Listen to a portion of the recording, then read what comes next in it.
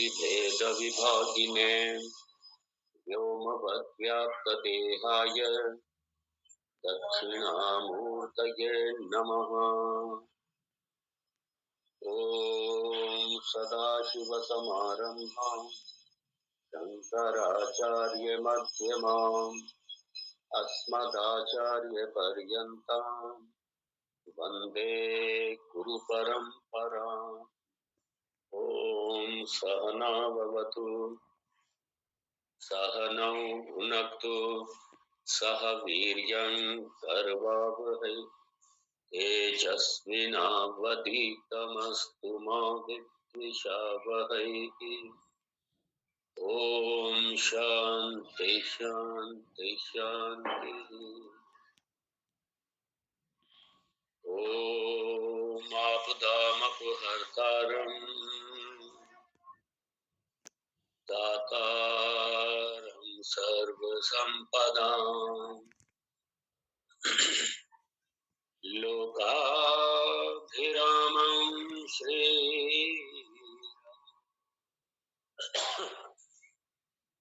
भूयो भूयो नमाम्यहम्। रामाय रामभद्राय रामचन्द्राय मानसे रघुनाथाय नाथाय सीताय पतये नमः। नीलाम्बुजश्यामलकोमलाङ्गं सीता समारोहितवामभागम् पाणौ महासायकचापम्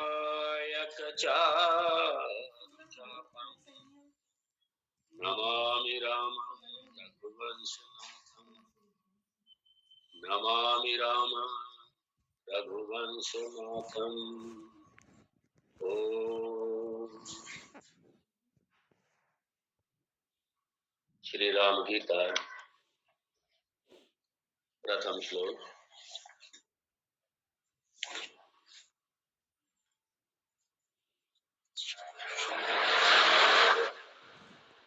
श्री महादेव उवाच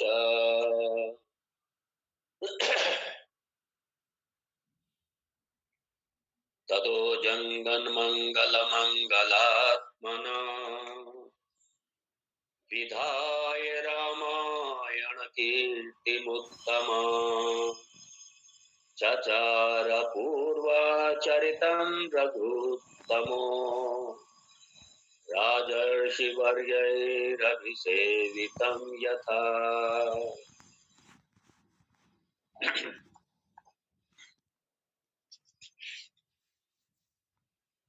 श्लोक संख्या 43।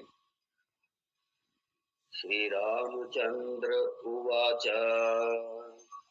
प्रकाशरूपोऽहमजोऽहमद्वयः असकृद्विभाति अहमतीव निर्मलः विशुद्धविज्ञानघनो निरामयः सम्पूर्णानन्दमयोऽहमप्रियः।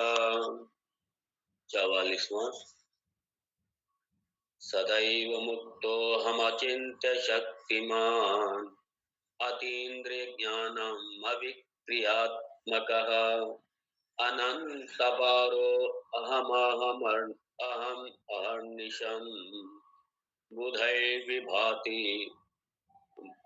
बुधैर्विभावितो अहं हृदि वेदवादिभिः।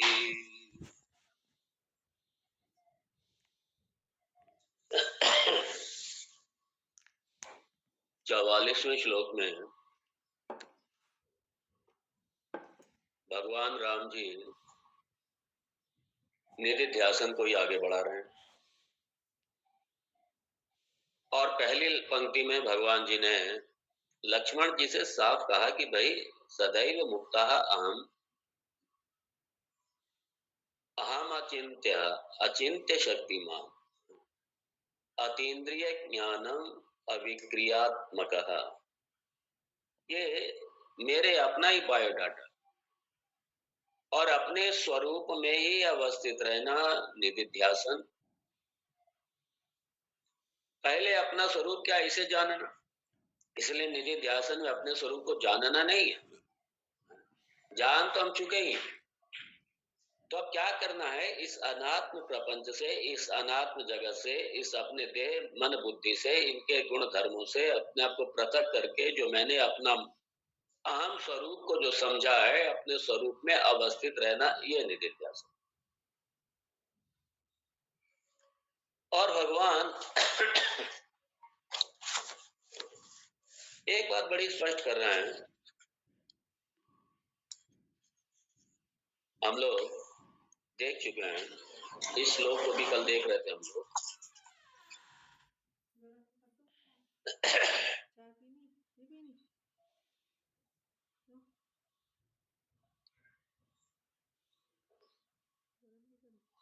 जैसे यहाँ भगवान अपने या मेरे स्वरूप का वर्णन कर रहे हैं, क्योंकि जीव ब्रह्म ही है। ये नहीं है जीव ब्रह्म का अंश, अंश नहीं। अगर अंश अंशी वाला भाव हो जाएगा तो ब्रह्म खंडित हो जाएगा, खंड खंड वाला हो जाएगा ब्रह्म। जीव ही ब्रह्म है, अंश नहीं है, जीव ही ब्रह्म है। और भगवान इसी को यहाँ बता रहे हैं।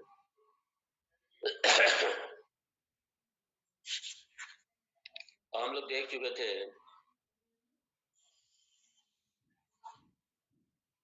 अचिंत्य शक्ति ही, अचिंत्य शक्तिमान, अतीन्द्रिय ज्ञानम, ये हम लोग ने देख लिया था। और फिर भगवान कहते हैं, जो दूसरी लाइन थी वो हम लोग देख रहे थे। भगवान कह रहे हैं कि वेदवादी भी बुधः, बुधई वेदवादी। इसलिए विद्वान कौन से विद्वान, जिन्होंने इस वेदांत को अपने गुरु मुखात से श्रवण करके और अपने स्वरूप को जान करके अपने स्वरूप में अवस्थित रहने वाले जो ब्रह्मनिष्ठ हैं, उनकी तरफ है बुधई भी। तो बुधई खाली वो नहीं है जिन्होंने खाली इंटेलेक्चुअल लेवल पे समझ, वेदवादी भी बुधई ही, और अपने स्वरूप में अवस्थित रहते हैं। विभावितः अहम हृदय, और अपने स्वरूप में कैसे,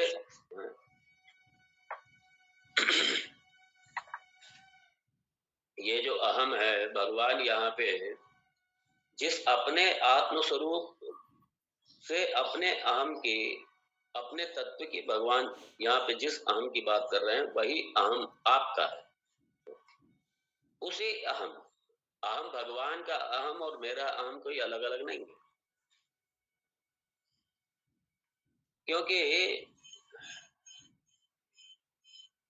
जीव ब्रह्म ना परः, जीव ही ब्रह्म है, कोई दूसरा नहीं है, जीव ब्रह्म ही है।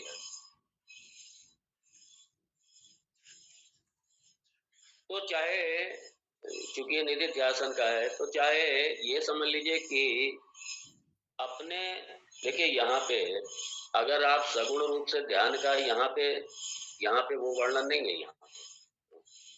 यहाँ सगुण ध्यान का नहीं है कि जैसे हम अपने हृदय में, हम अपने अंतःकरण में सगुण ईश्वर की उपासना करते हैं, ध्यान करते हैं उनका, यहाँ पे वो नहीं है, वो मत समझ लीजिए। यहाँ पे जो निर्गुण निराकार, जो आत्म तत्व रूप से जो ब्रह्म है, मतलब जो मेरा अपना स्वरूप ही है, तो अपने स्वरूप में ही अवस्थित रहना, वो अपने स्वरूप में ही अवस्थित रहते हैं। कौन? बुधई ही, बुधई जो ज्ञानी हैं, जो वेदवादी, जो वेदवादी मतलब क्या, खाली वेदवादी हैं। अब बहुत से लोग हैं, वेदों में श्रद्धा तो है लेकिन जानते कुछ नहीं वेद के बारे में। तो यहाँ वेदवादी भी मतलब वेदांतवादी भी मतलब क्या, जिन्होंने वेदांत का श्रवण मनन निधिध्यासन करके अपने स्वरूप को भली भांति, अपने स्वरूप में भली भांति अवस्थित हो चुके हैं, ऐसे।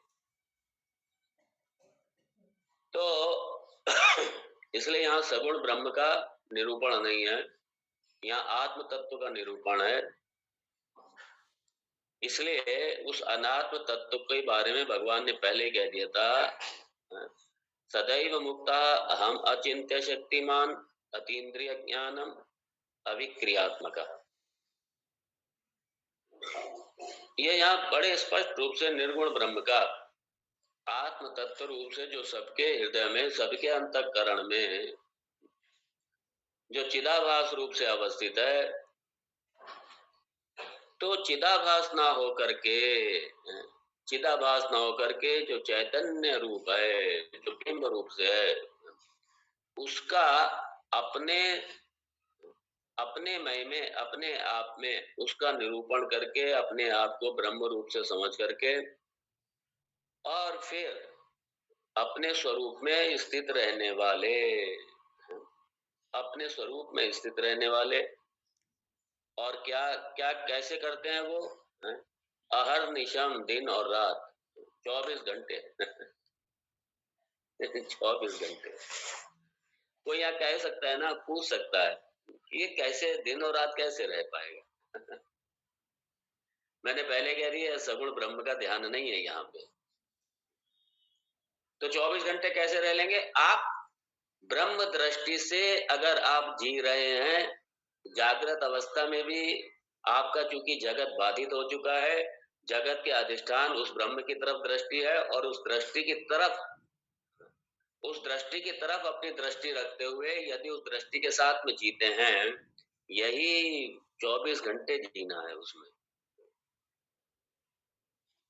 ये वेदांत की समाधि है, ये वेदांत की समाधि है कि आपकी ब्रह्म दृष्टि स्पष्ट हो गई, आपका ये स्पष्ट हो गया कि ये जगत नाम की कोई चीज नहीं। जागृत अवस्था में भी आपको ये जगत का अधिष्ठान रूप से आपकी दृष्टि अधिष्ठान पर रहती है, ज्ञान चक्षु आपके अधिष्ठान पर अवस्थित रहते हैं।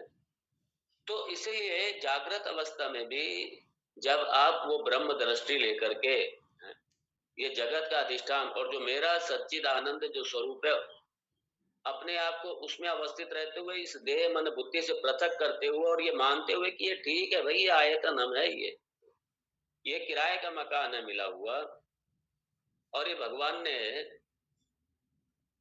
जो प्रारब्ध भोगने के लिए, प्रारब्ध क्षय करने के लिए जो उपाधि दी है, इससे पूरी तरीके में पृथक। जब ये दृष्टि आपकी व्यवहार काल में स्पष्ट है, तो यही वेदांतिक समाधि है, 24 घंटे की समाधि हो गई। इसलिए अहर निशम, आप सगुण उपासना कोई 24 घंटे नहीं कर सकते। आप सगुण उपासना कोई घंटा, 2 घंटा, आधा घंटा, 10 मिनट, 5 मिनट, बहुत से लोग तो 5 मिनट नहीं बैठ सकते। इसलिए क्यों नहीं बैठ सकते? आप बहुत से ऐसे ध्यान करते हैं, वो उनके पास ये ज्ञान नहीं है, विजन नहीं है, वेदांत नहीं है, ठीक है, ध्यान करते हैं वो, लेकिन वो सगुण ईश्वर का ध्यान करते हैं, और उनमें भी अगर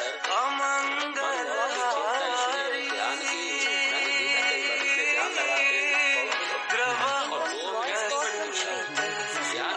ध्यान लगाने के लिए बैठने लगते हैं, मन पहले से ये जो सचेत मन है, देखिए, एक सचेत मन है, एक अचेत मन है। तो जो अचेत मन है, उसे जब मन सचेत होता है तो उसे काम करने का मौका नहीं मिलता। अचेतन मन, ये जागृत अवस्था में सचेतन मन ही काम करता है, अचेतन को